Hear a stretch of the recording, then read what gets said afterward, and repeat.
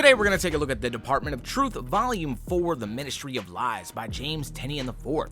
It has a 152 page count and a $16.99 cover price. Now let's jump right into this overview of the Department of Truth, Volume 4.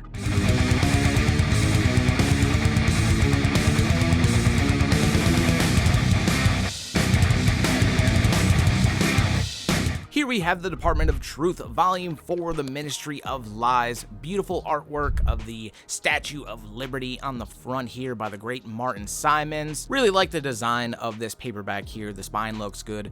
The back of this trade paperback looks great. You get some quotes from different media sources about this content, and then you get a little synopsis of the story here. You do get a list of the creators in the beginning of this, but you don't get a table of contents actually in this paperback here. You don't actually get a cover gallery as well collected in the back of this trade paperback, which is kind of unfortunate because the Department of Truth has a lot of fantastic variant covers, but for some reason they didn't put any of those in here. This volume here collects issues 18 through 22 of the Department of Truth. Now, 1 through 17 is collected in the Department of Truth, The Complete Conspiracy Volume 1 hardcover, which I just recently read.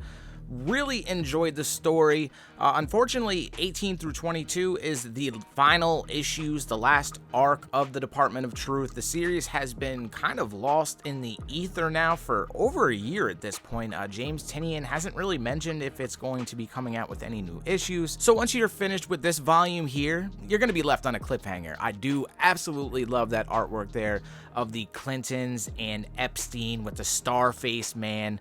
Just beautiful artwork from Martin Simmonds. You're going to get a lot of fantastic artwork throughout these issues of the Department of Truth. I think that's what makes this story so unique, is just that painted look to it, the fact that it's based around conspiracy theories like the moon landing, the JFK assassination, Bigfoot, Mothman, Flat Earth, crisis actors.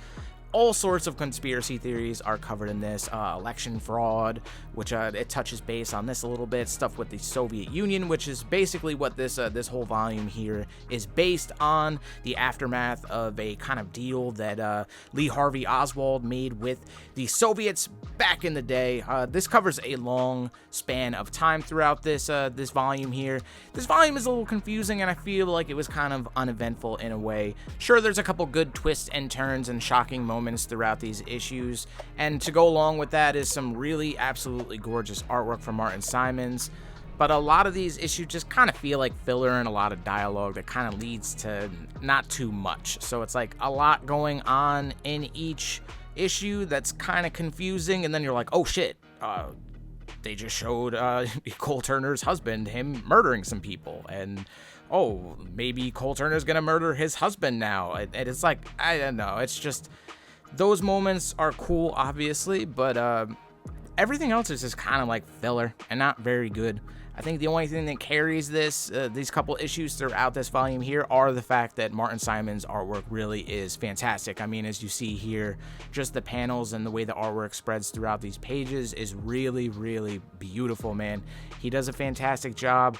He makes this series, along with James Tynion's writing, although sometimes a little bit boring and a little confusing at moments, Martin Simmonds' artwork for sure carries the Department of Truth. For those of you who are watching this video that might not have read anything of the Department of Truth so far, this series explores the idea that conspiracy theories can become reality if enough people believe in them. So like the US government operates a secret organization dedicated to managing and containing these beliefs, delving into a world where the line between truth and fiction blurs.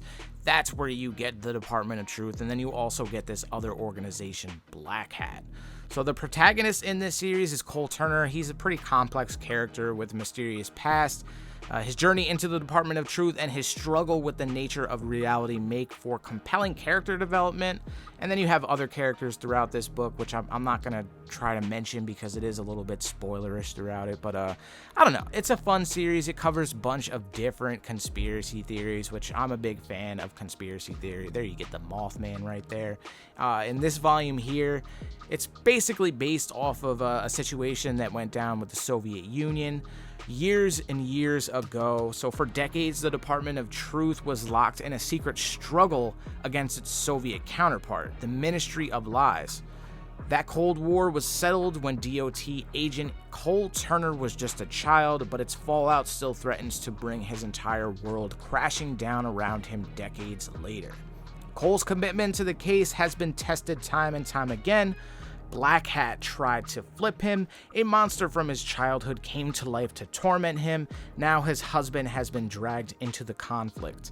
Cole Turner has finally been pushed past his limits, and he's about to break. Now, when we'll get a continuation of this series, I'm not sure. It's been on hiatus for over a year now. I would really like more issues of the Department of Truth, as I do enjoy the series. It's definitely a visually stunning comic, and I do like the deep dive into the world of conspiracy theories. The twists and turns that happen throughout this volume were definitely unexpected and shocking. I do like where this story is going, I just hope it starts going, but who knows when that'll happen. Let me know what you think about this volume down in the comments, and as always, thanks for watching.